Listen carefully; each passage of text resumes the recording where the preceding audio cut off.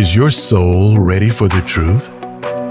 Welcome to Chatcast, the award-winning spiritual podcast that takes on all the hard topics. Raw, unfiltered, and authentic. No spiritual or relationship issue is off limits. We discuss everything from sex and consent to equality, grief, death, and the spirit world. Life evolves around relationships. So if you're ready to get right with yourself so you can be right with others, then stay right here because Chatcast is for you. Now, here's your host, spiritual empath, shaman, and multiple award-winning best-selling author, Tracy Dunblazer.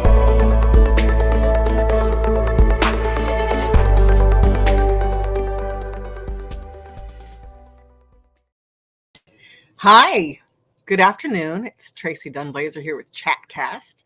If you don't know, I'm a spiritual empath, shaman, and multiple award-winning author. And I write books on spirituality. And here at Chatcast, we like to address the hard topics.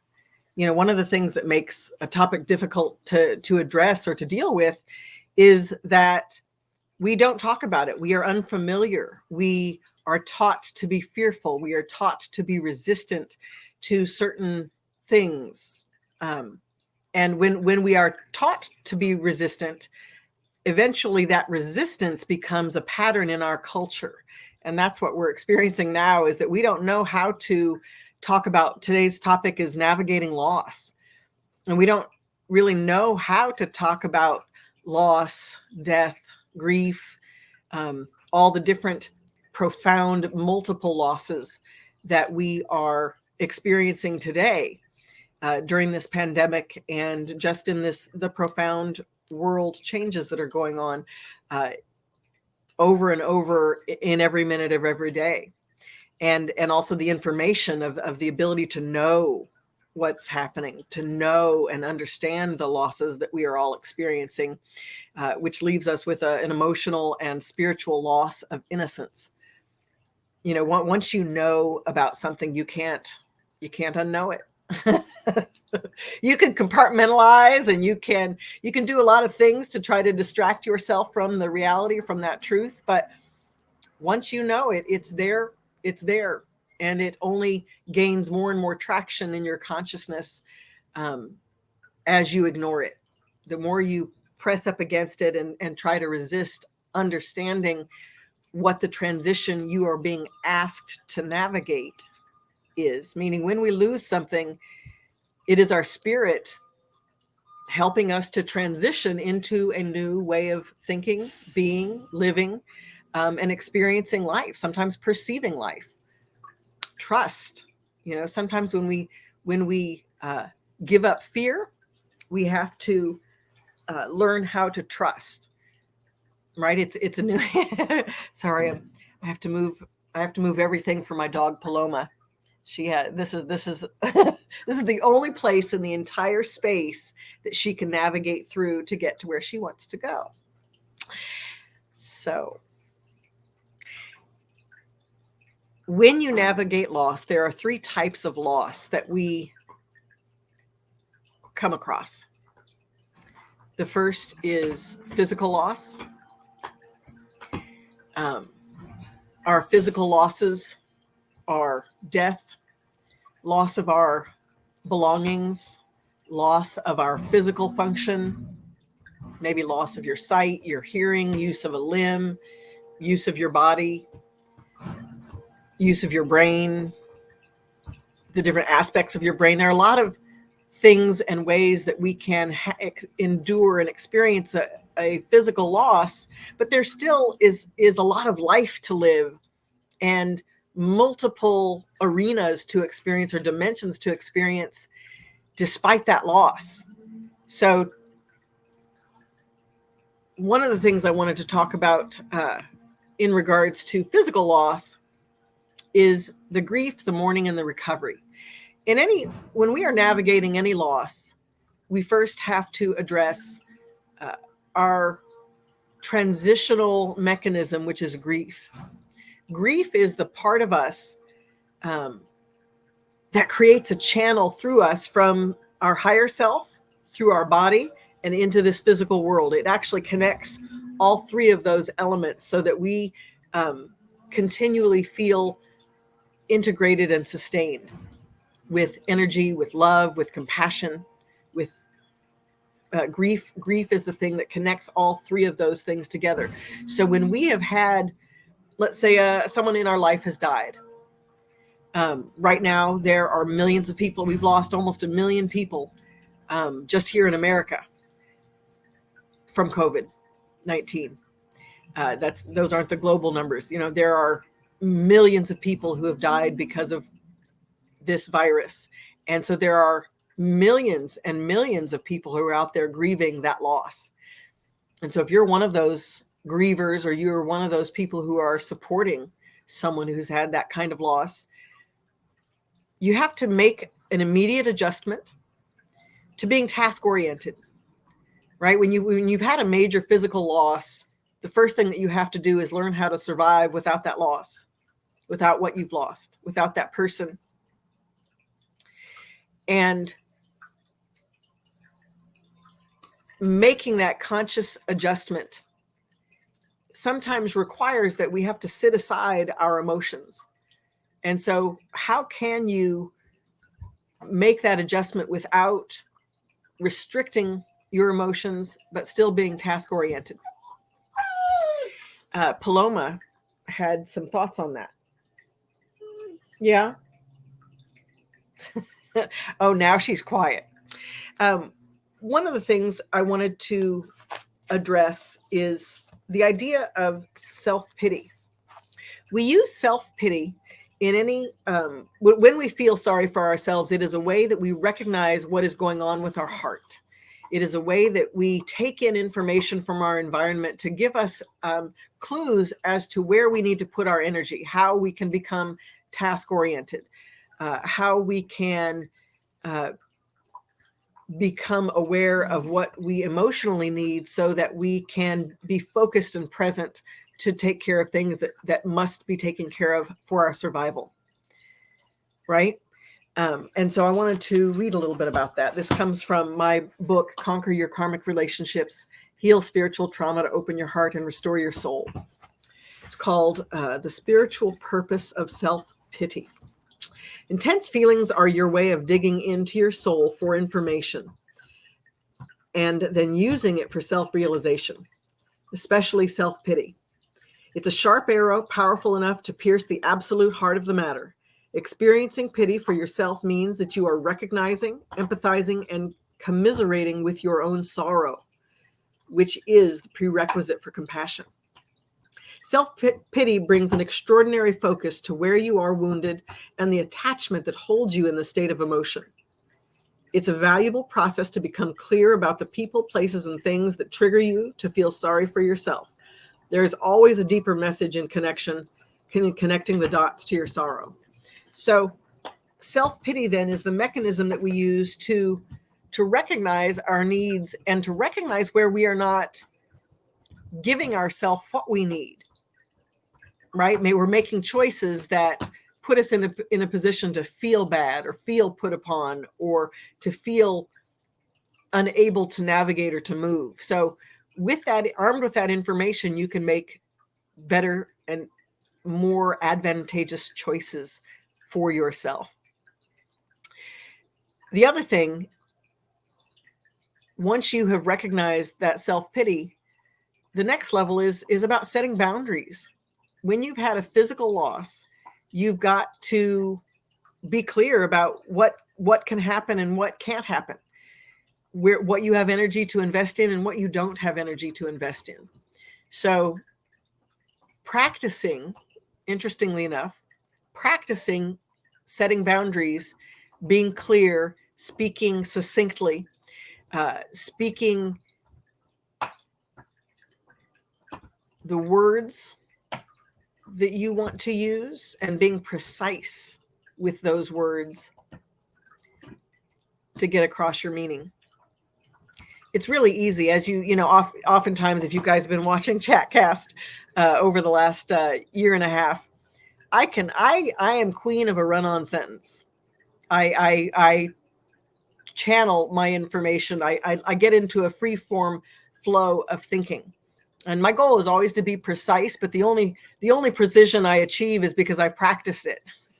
because how I have access the information it doesn't lend itself to precision. And so you really do have to practice being clear on what you think, what you feel, and then being able to communicate that. One of the techniques is to use as few words as possible. If you need something, don't ask somebody if they can, what they're doing later. Would they be in the area to go pick up a blah, blah, blah. Ask for what you want straight out. Hey, I need some groceries. Can you go for me? Right? There are a lot of ways that we communicate, that we are taught to communicate, with the illusion of being polite, with the illusion of being, what's the word? Being selfish if we're too direct, right? Or, if you're a woman and you are too direct, we still live in a patriarchal society that's uncomfortable with being direct or being firm or clear and curt in how you communicate what your needs are. So your goal is to get it out in the clearest way possible with the fewest words possible, because doing that, it really gives precision to the people who really do want to help you. If they see that you're in need and they know that you need help, they want to help. If these people love you, they want to help. And so your clarity gives them a pathway to be able to give you what you need in the situation. So that's the first topic of grief when you've had a physical loss. The next element of grieving is giving yourself permission to grieve. Giving yourself, setting aside time to process through the emotion that you feel, the rage, the anger, the disgust, the frustration, the lack of fairness. There are a lot of physical losses that happen where, maybe you've been told that a full recovery isn't going to be possible for you. The possibility is a whole other topic, right? But no matter what, when you've been told that you're not going to be able to, you've lost your eyesight, it's not ever going to come back, or, you've lost the use of a limb, it's been amputated. You have to walk through a process where you say goodbye to that aspect of yourself and the you that lived in that way, so that you can make way for the new you that is coming, and that's going to now guide you in your life, right? The new you that's going to be living the new life without that thing. So giving yourself permission to process your feelings about that and to make the transition into understanding what might be valuable about it, right? In any loss, I like to think of loss as, us being redirected. And even when we lose people, it's not that, we didn't want them or didn't need them or what, they weren't a part of our destiny. It's not any, that is not the meaning. The meaning of any loss is to, when we have relationships with people and then we lose those people and we lose that relationship, we open up to that relationship with ourselves.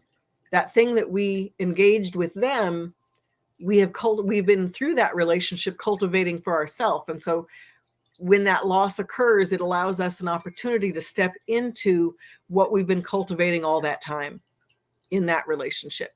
So making that transition into giving yourself permission to grieve and honor the loss that has occurred by even just with your imagination, with your thinking, to imagine what it might be like to live in a powerful way on this new path that's been loaned to you.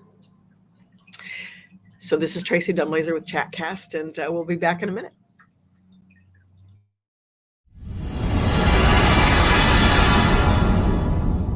Are you haunted? Demons know about you. You should know about them. Master your inner world. Embrace your power with joy brings the information that many who suffer spiritual trauma have been waiting for. And the response has been powerful. In this award-winning book, renowned spiritual empath and shaman, Tracy Dunblazer, helps readers understand and gain advantage over spiritual forces and past life influences that impact their lives. Tracy reveals the origin of dark forces and how choices you make will dictate their access to you. Through the tapestry of anecdotes, channelings, and rituals, you will discover your own spiritual awareness and healing power. Master Your Inner World by Tracy Dunblazer.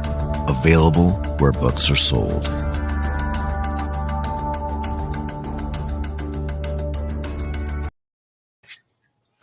Hi, this is Tracy Dunblazer, spiritual empath, and welcome back to Chatcast, the place where we address difficult topics. Right now, we are talking about navigating loss, and I'd like to address now how we navigate through emotional loss. One of the major aspects of any loss is our emotionalism, our grief, our beliefs about grief, our personal emotional integrity, our reputation, relationships, right? These are all aspects of the emotional world that when we, sometimes in a physical loss, but always, pretty much every day, there's a point at which we process some form of loss emotionally throughout the day. And I know that sounds dramatic, but it really, there are a lot of elements that we have to let go of because we can't control our environment. We can't control what other people do.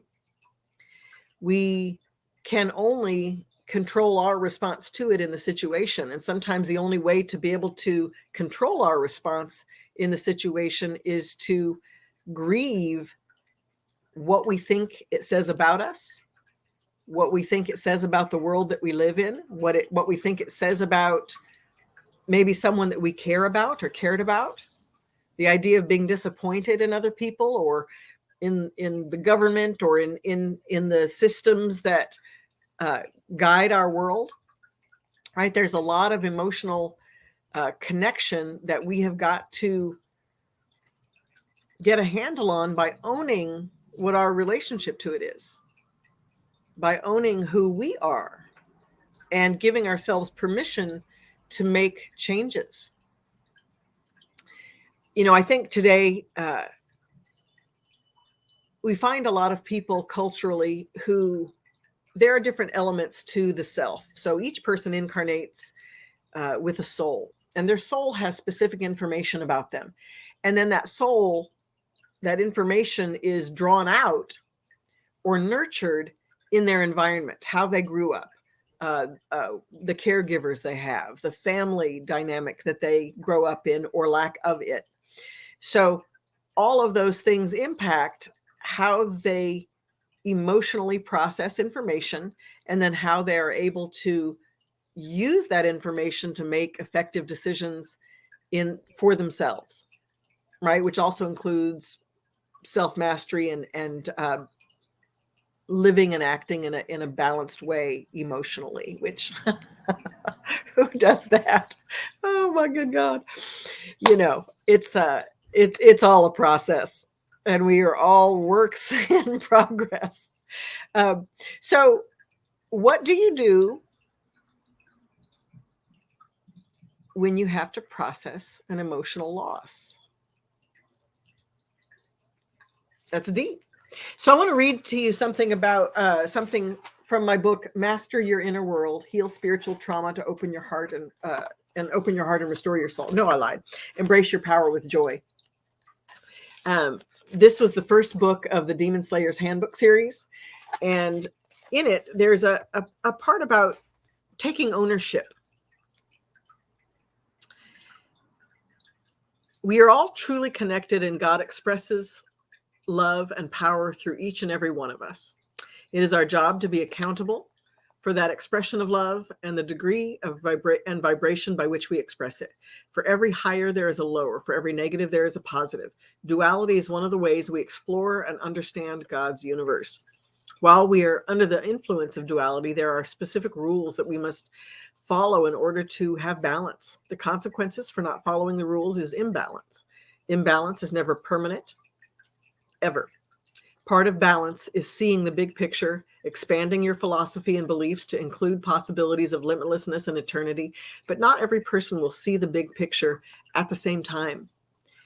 People will see it in their own time, and inevitably all will see it. This is where the idea of having multiple lives comes in.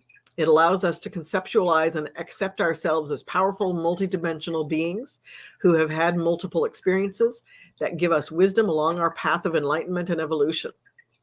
The greatest tragedy is for one to have wisdom but no voice. Our multidimensionality leads us to take joy in all things and in all ways, lifting us out of duality and into self-realization. So the idea that when we are in a place of duality, light, dark, we begin to recognize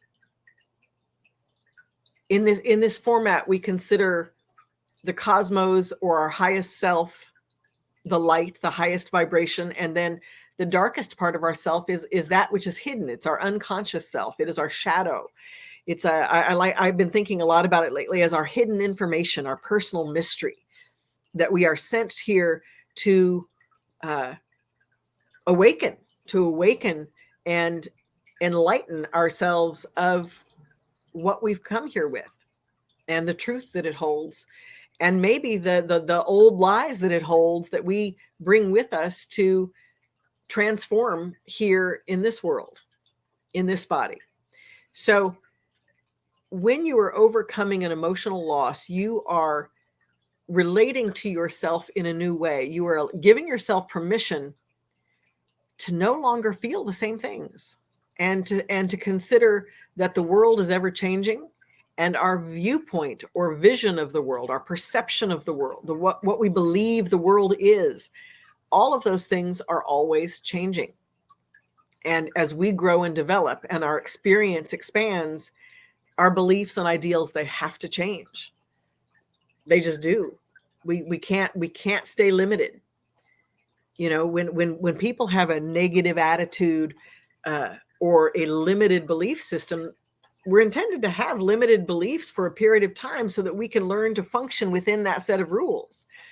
But once we acclimate to that and we become good at that, we can't help but expand. It is our natural birthright to continue to expand into eternity. That's the whole point. So what does that mean? How does one make that conscious shift into giving themselves permission to say, you know, being taught one thing growing up and then learning that it's not that way at all?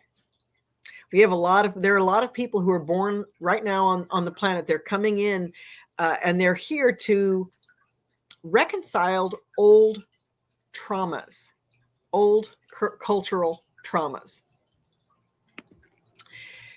And by old cultural traumas, I mean traumas that are based in hundreds of years ago, sometimes thousands of years ago. But we are now all incarnating to reawaken those traumas so that we can either grieve them, reconcile them, and then transform them. Right? And the first step to doing that is to allow yourself to emotionally shift from one perspective to another. Grief, mourning, and recovery as far as our emotions. What does that look like? Allowing ourselves to grieve, to have the emotion, to consciously recognize what the message of the emotion is bringing us. And then the transition in how did I use that emotion before? What information did it bring me? And how did I use that thing? How did I I'm trying to think of a good example. People come in with beliefs about race, like this idea that we are multiple races. Well, we really aren't. We are one race. We are the human race. And then we all have different attributes based on where in the world our people come from. And now we are all integrating into one big connected grouping of people, right? But if you've not been taught that, if you have been taught something other than that, to then wake up in a body and a mind and a spirit that doesn't hold that information, that doesn't believe that to be true, but yet it puts you in conflict with your world, with your caregivers, with your milieu. I love that word. It puts you in conflict. And so you are the one that's left to reconcile that conflict. And it's always imperative that you go with what is righteous for you.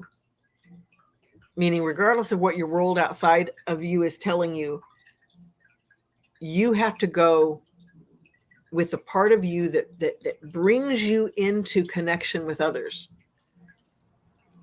Limitedness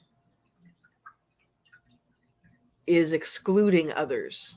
Limitlessness is including others, including them including them, recognizing that they are connected to you in some way, whether or not you can be clear on that way or point it out, but to recognize that you share the space and there's a common ground. If you are aware of them on any level, there's a common ground that is bringing you together in the same space.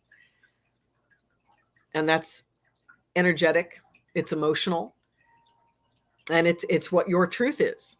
And so the more you give yourself permission to investigate that truth and allow yourself to expand into that truth, it will release you from the burden of those beliefs and ideals that you carry that keep you restricted, keep you limited, and keep you exclusive. It's very interesting. I live Hollywood adjacent now, but I lived, smack dab near Hollywood for many, many years. And I thought that moving here it was a very different experience. It's a very emotional, it's very energetic. New York, I came from New York to LA, and I was used to people just saying what it was and seeing that, accepting it, moving on if I didn't like it. And in LA, nobody, at least at the beginning, nobody was up front. and so dealing with that passive aggressive, well, they're saying one thing, but they're kind of doing this other thing. And now I'm just confused, and it just leaves me in this stasis where I can't make a decision, right? Constantly being in that position where people say one thing, but they do another. It leaves you in a position where you just have to make a choice. It's not that you are being put in stasis, but when you rely on other people to help you to recognize who you are and to navigate who you are and what you need in life, it constantly puts you in that position to not have to step into who you are and take authority and make a decision. So when you've had an emotional loss, that's eventually the recovery aspect of your emotional loss, is really acknowledging, what is it I need to take authority over? And what actions, what decisions do I need to make to allow me to do that? What do I need to give myself permission to think, feel, do, or experience in order to allow myself to transcend to that next level of vision?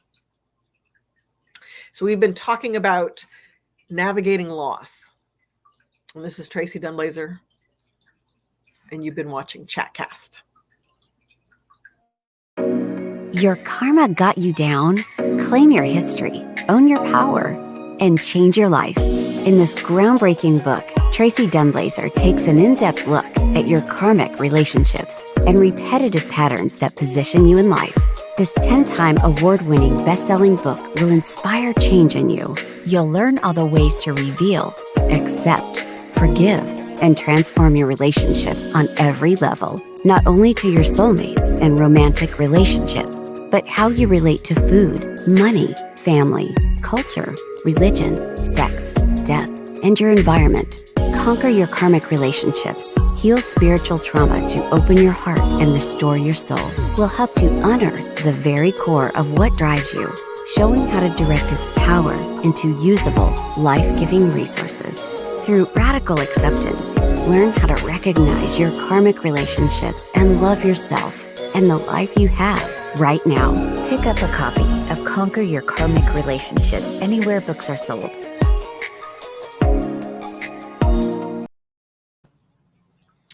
Hi, welcome back to Chatcast. My name is Tracy Dunblazer. I'm a spiritual empath and shaman.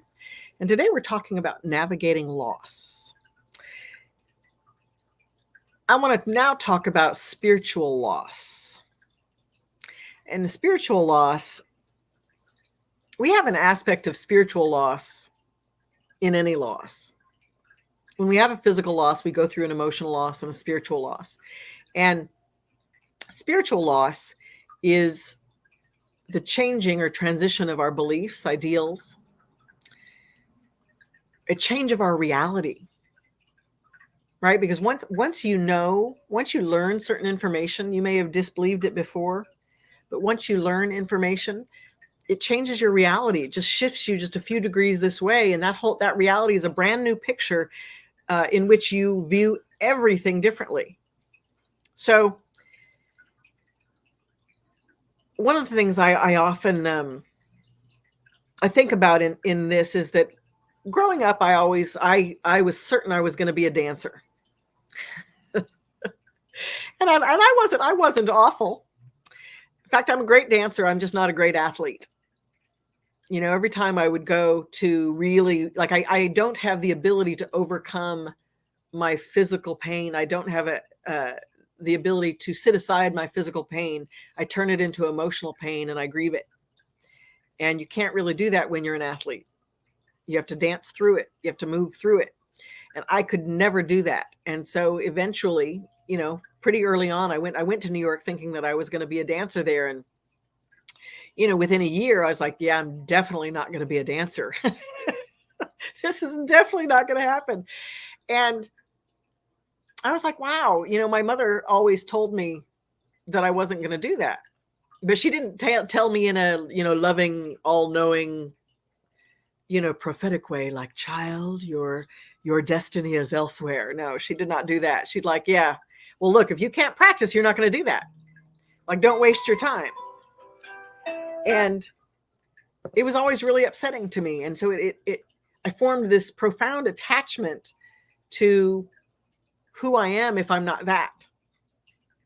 And when I got to New York, and I loved Broadway. I was an actress. I did cabaret for quite some time.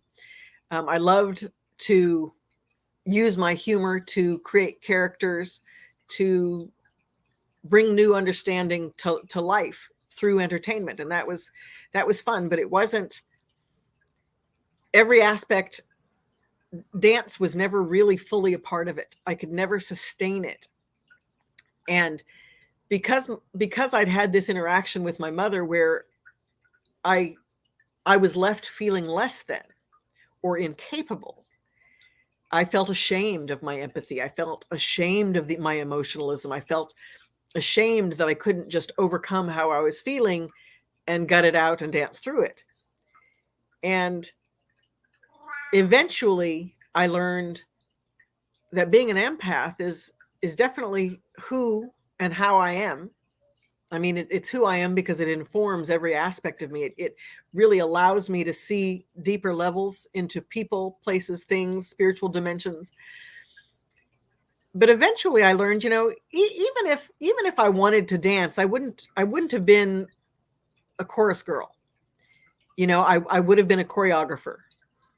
You know, either way, no matter how you sliced it, if I had really tried to gut it out and stay in the industry and keep doing that thing, I would have never been satisfied with just dancing or with being an athlete, because my heart power and my brain power was way too And my voice was way too important to me. Like that was my mission. My mission was not making my body in pain. Not for me. So when I realized that, it freed me from the opinions of other people, how they perceived me, what I did with those perceptions, right? Completely shifted me into a whole new reality that allowed me to more deeply see who I am and my deeper mission in the world. And that's one of the things that when we are grieving a loss, when we lose, there are a lot of people who lost their houses. In Kentucky, we just had in Colorado, a fire took out over 1,000 homes. So when you address this catastrophic loss, one of the things that you have to do is adjust, not just to dealing with the physical aspects of it, but where is it leading you to? When one thing ends, something else has to open up. I mean, that's how it is. That's not a positive affirmation. I'm not, that is just how it is. When one thing ends, another thing does in fact open up. And so you do yourself a great service by allowing yourself the grief to move through you, to allow you to envision it, to see it, to imagine it, to walk towards it.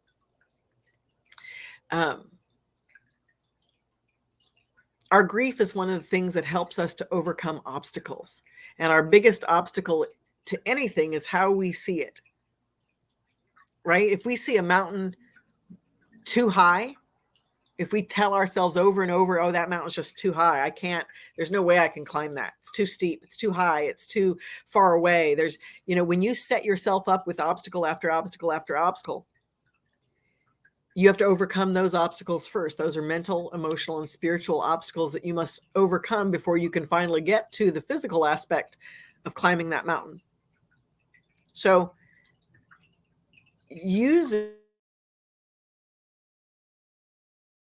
obstacle is shifting the way you perceive things and giving you new opportunities to do the same thing. If you choose to stay engaged in it. If I had chosen to stay engaged in dance, I would have done dance, but I would have choreographed it. I would have done something that wasn't the physical element of it that I didn't enjoy.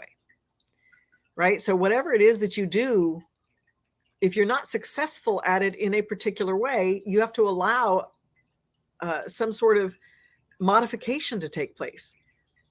And that is how we transition in loss, it's a part of the mourning process, is to allow those transitions to take place and those modifications to take place so that we can always move forward.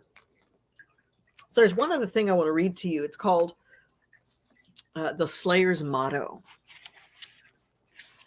I flow with a changing world. Getting in flow with your environment is necessary to survive in today's changing climate. But to do that, you must begin to understand the people and dynamics at play in your outside world. Not just how things are, but more importantly, how they got that way. When you can visualize the process or path something or someone took to get to their current state or condition, it becomes natural to find a solution to what ails them, or a new path for projects that have stalled. Everyone's heard of a midlife crisis. It's the point in anyone's life where a dramatic change is wanted or needed. And in previous decades, it commonly occurred between the ages of 40 and 50. Today, there are less and less people working for companies for long periods of time, and the corporate structure that was typical in other times is less desirable for people today. In this climate of entrepreneurship, the new midlife crisis is the constant change in jobs and work environment that has become the norm. So instead of just one job and one major life change, people today are sure to have many. Fields of work have been independently run and disappearing, and many jobs have or are becoming obsolete. if not completely, at least in part. People whose families have done the same thing, same jobs, same industries for centuries, are finding themselves in a unique position to no longer have a daily structure created for them to rely on. Today, while anyone who wants a job can find one for themselves, there needs to be a fundamental shift in one's thinking about work. There needs to be an acknowledgement that if you or someone you know finds themselves in this position of making an unsolicited life or work change, that you or they will need to grieve the transition and can expect to feel many emotions such as anger, sadness, self-pity, depression, confusion, and fear. That really, I saw on a news report that 3% of the national workforce here in the United States quit. I mean, I'm not mad at you because I could never sustain working in an office environment. That is not my thing. I barely do okay with a boss or a supervisor. Like in general, I don't like that. I'm a self-made, I'm an efficient person on my own, and I like to work in teams, but I don't like a boss. So many people are navigating to that. They're transitioning to that, and that leaves literally there. I mean, when I was writing this book, I was thinking about people in our coal industry. Coal is just not. It's not being used in the way that it used to be. It's not sustainable. There's a lot of reasons why we are eventually going to eliminate it completely. No matter how hard people try to keep it in play, it's not something that's going to be sustained. And eventually it's going to be completely obsolete. But, how do you deal with, multiple generations, 4, 5, 6, 7 generations of people having done that one thing their whole life? That's a pretty profound transition. And so, and many people are in that, the expectation, kids going to college to become doctors and lawyers, because those are the main, those have been in life perceived as the main money-making jobs to have. But healthcare is not what it used to be. Being a doctor is not what it used to be. So how are you going to navigate this transition of your thinking to do, we're still going to need doctors. We're still going to need caregivers. We're still going to need people to bring us energy. Our world still needs these services, but they're going to need them in new ways that are sustainable. So how can you be a part of that transition and that solution, rather than raging against the change? That's, if you are a person who is in deep grief, but you're not allowing the grief, you're not allowing yourself to feel cheated and that the world is unfair, and that you give yourself permission to cry it out until you can allow that flow of energy through you to clear your mind, to clear your heart of the old paradigm, and to awaken in you the new paradigm. That's the interesting thing about grief and our spiritual losses, is that when one portal closes down and disappears, something new has awakened in us that has the solution that we need completely. It has exactly what we need and exactly how to get it. And if we will allow that process to take place, and then give ourselves permission to tune into it, to not panic. People panic, and I get it. I get it. If I had not been an entrepreneur for the last 30 years, I'd panic. But I spent the first 20 years panicking. I just didn't panic the last 10. Panic is a part of it, but you at some point have to say, you know what? I have the wisdom, and I'd like to see it now. I'd like to acknowledge it. I'd like to embrace the wisdom that I carry, that has lent me to or guided me to this situation. How can I see what is awakened in me? How can I feel what is awakened in me to perceive the new job, the new path that I have. Yes. Paloma wants to know. So, yeah. Sometimes it's a choice to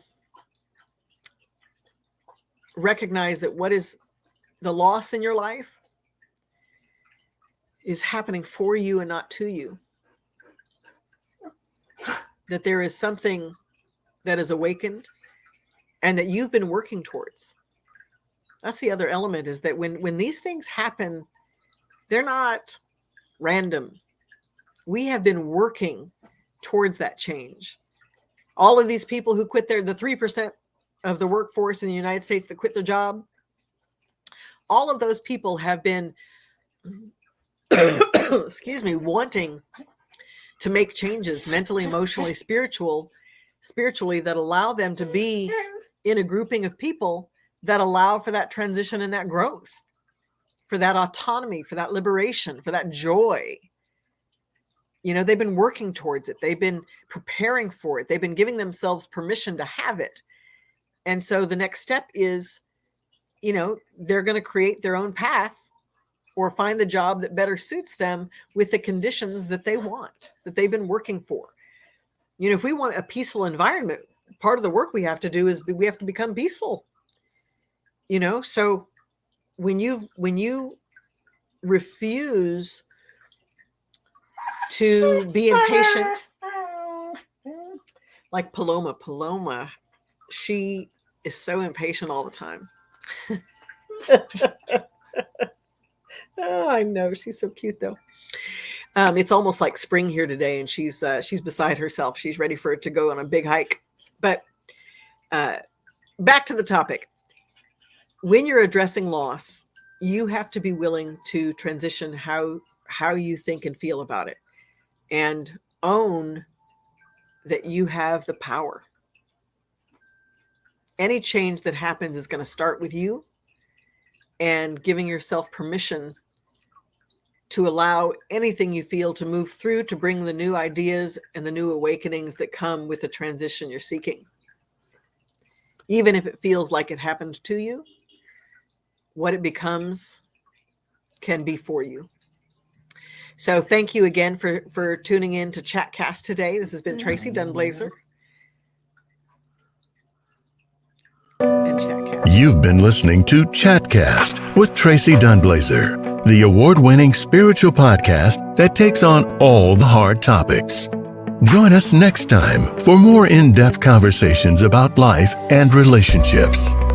Thanks for listening.